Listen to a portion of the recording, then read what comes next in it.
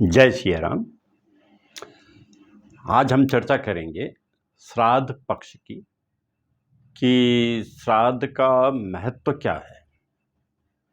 देखिए, जो नास्तिक लोग होते हैं वो समझते हैं कि व्यक्ति मर गया है तो सब खत्म हो गया, लेकिन सनातन में ये माना जाता है कि ना तो आत्मा मरती है और न वो पंच तत्व मरते हैं जिनसे हमारा शरीर बना होता है। विज्ञान भी यही कहता है, ना मैटर खत्म होता है ना एनर्जी खत्म होती है। ऊर्जा, ये दो तत्व मूल रूप से रहते ही हैं। और इसीलिए हम ये मानते हैं कि जो आत्मा है वो सदैव अमर रहेगी और जब चाहेगी वो इस धरती पे जन्म भी ले सकती है।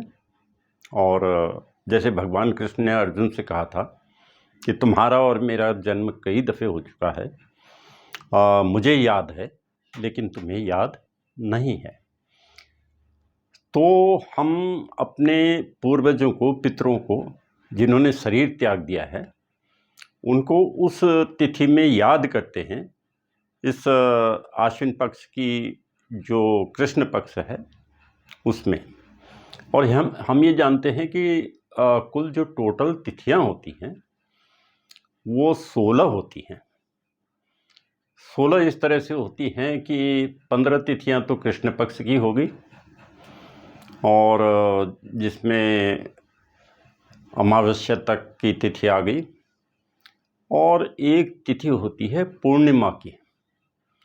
तो पूर्णिमा और अमावस्या को जोड़ करके कुल तिथियां 16 होती हैं। और कोई भी व्यक्ति जो होगा वो इन 16 तिथियों में ही देह त्याग करेगा। और जिस तिथि को जो व्यक्ति देह त्याग करेगा उसी तिथि को उसका श्राद्ध कर्म किया जाता है।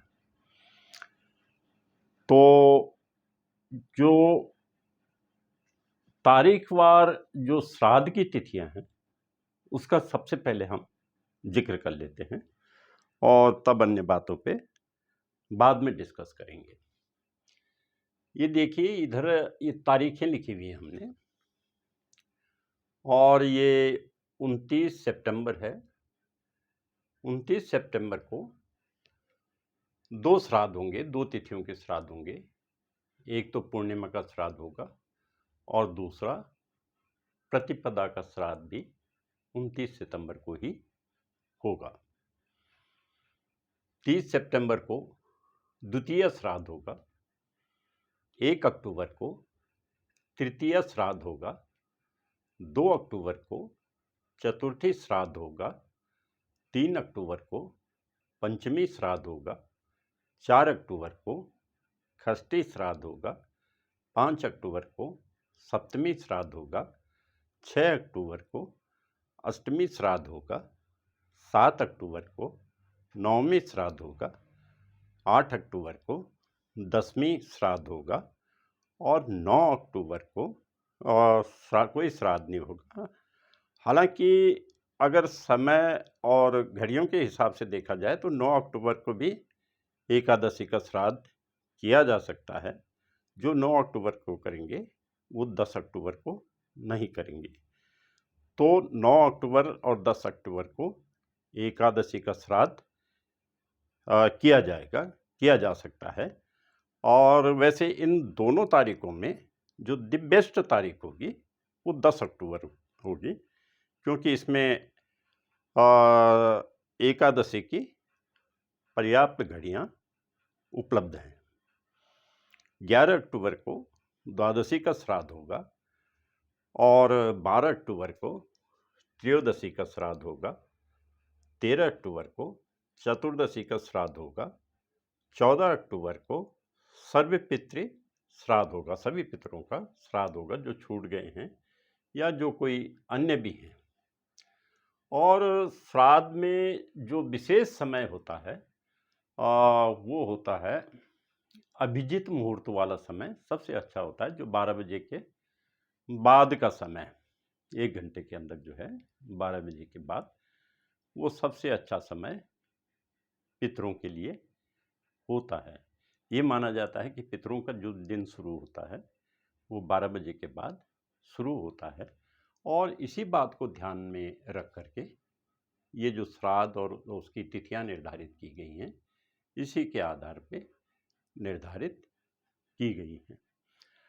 अब देखिए, श्राद्ध का जो महत्व है वो ज्योतिष के हिसाब से भी बहुत महत्वपूर्ण है और आध्यात्मिक हिसाब से भी।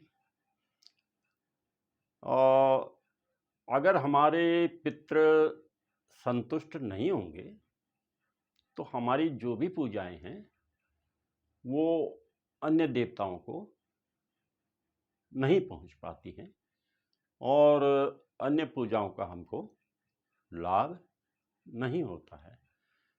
तो इसलिए सबसे पहले पितरों को संतुष्ट करना चाहिए, और फिर हमारे जो कुल देवता हैं और कुल देवी हैं, ग्राम देवता हैं, स्थान देवता हैं, और उसके पश्चात जो सर्वव्यापी सनातन ईश्वर है, उसका मार्ग तब खुलता है। और ज्योतिष में ये माना जाता है कि यदि पितरों का श्राद्ध हम नियमित रूप से नहीं करते हैं तो ये चीज़ हमारी जन्म पत्रिका में भी इंगित हो जाती है। जैसे द्वितीय कुंडली के द्वितीय भाव में, पंचम भाव में और नवम भाव में, और यदि पाप ग्रह आ जाएं, जैसे राहु केतु शनि आ जाएं, तो ये पितृदोष को इंगित करने लगता है। या हमारा जो लग्नेश है अष्टम भाव में चला जाए, ये भी पितृदोष को इंगित करता है। और यदि किसी व्यक्ति को पितृदोष हो जाता है तो वो लगभग 5 पीढ़ियों तक चलता रहता है, और इसलिए इसको निराकरण करना इसका आवश्यक होता है। और निराकरण का जो सबसे उचित माध्यम होता है वो होता है भगवान विष्णु की आराधना करना, क्योंकि विष्णु से ही किसी भी आत्मा को मोक्ष प्राप्त हो सकता है जब कोई ऐसी समस्या आती है। इसीलिए श्रीमद् भागवत का पाठ किया जाता है, और उससे आत्मा को मोक्ष मिल जाता है। देखिए, कुछ असुर भी हुए हैं जो भगवान विष्णु के परम भक्त थे। जैसे आपने देखा होगा कि गया जी में गयासुर था। गयासुर इतना परम भक्त था भगवान विष्णु का कि उसको देखते ही जो पाप आत्माएं भी थी और उनके सारे पाप समाप्त हो जाते थे, और वो मृत्यु के पश्चात सभी आत्माएं बैकुंठ को पहुंचती थी। इस प्रकार जब सभी आत्माएं उसे देख के बैकुंठ पहुंचने लगी तो जो यमराज थे और उनके यहाँ कोई आत्माएं नहीं जा पाई फिर, क्योंकि सबको मोक्ष मिल गया। तब यमराज परेशान हुए, वो ब्रह्मा जी के पास पहुँचे, भगवान विष्णु के पास पहुँचे। तब भगवान विष्णु और ब्रह्मा जी गया जी पहुँचे, और फिर उन्होंने गयासुर को उल्टा लेटाया और उसकी पीठ पर यज्ञ वगैरह किया, और फिर उसको पत्थर में परिवर्तित कर दिया। फिर भगवान विष्णु ने उसकी पीठ पे अपने चरण अंकित कर दिए, और उसको ये वरदान दिया कि जो भी यहाँ पिंडदान करेगा उसके जिसके निमित्त पिंडदान करेगा उस आत्मा को मोक्ष मिल जाएगा। इसलिए गया जी में पिंडदान करने से भी मोक्ष मिल जाता है। लेकिन ये जो महालय पक्ष है, ये जो श्राद्ध पक्ष है आश्विन कृष्ण पक्ष का, ये वाला श्राद्ध किसी अन्यत्र नहीं करना चाहिए, बल्कि इसको अपने घर में ही करना चाहिए। और इसको किसको करना चाहिए? देखिए, परिवार में जितने चूल्हे होते हैं और उतनों को अलग अलग करना चाहिए इसको, यानी कि 5 भाई हैं और 5 चूल्हे हैं अलग अलग बट के और सब इकट्ठा ही करें, ऐसा नहीं। और जितने चूल्हे हैं तो अलग अलग परिवार, उतने परिवार हो जाते हैं, उनको पृथक पृथक इसको करना चाहिए। और ये जो श्राद्ध होता है, केवल इसमें अपने पितरों का ही तर्पण नहीं होता, बल्कि इसमें जो दिव्य मनुष्य हैं उनका भी तर्पण होता है, इसमें समस्त देवताओं का भी तर्पण होता है, और इसमें हमारे पितरों का भी तर्पण होता है, यहाँ तक कि यमराज का भी तर्पण होता है। और उस तर्पण में और प्रकृति की जो चीज़ें हैं और उनका भी तर्पण होता है, और जो हमारे वेद हैं, धर्मशास्त्र हैं, उनका भी तर्पण होता है।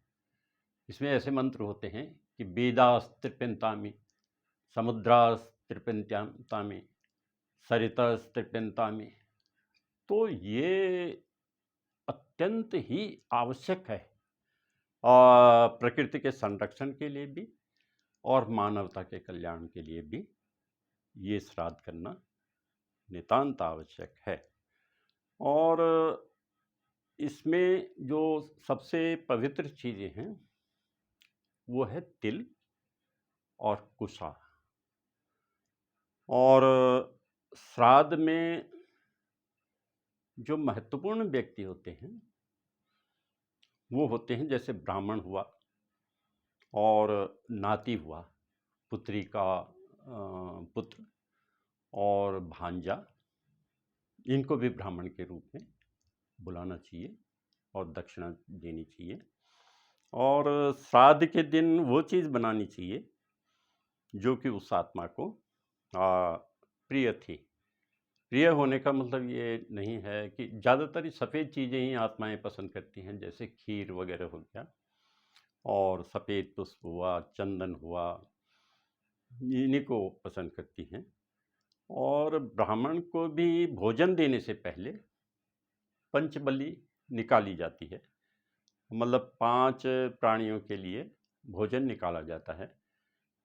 सबसे पहले तो देवता के लिए निकालते हैं, फिर गाय के लिए निकालते हैं, कौवे के लिए निकालते हैं, और कुत्ते के लिए निकालते हैं, और चींटी के लिए निकालते हैं। इसको पंचबलि कहते हैं। और इसके बाद ब्राह्मण को भोजन कराना चाहिए बहुत प्यार से।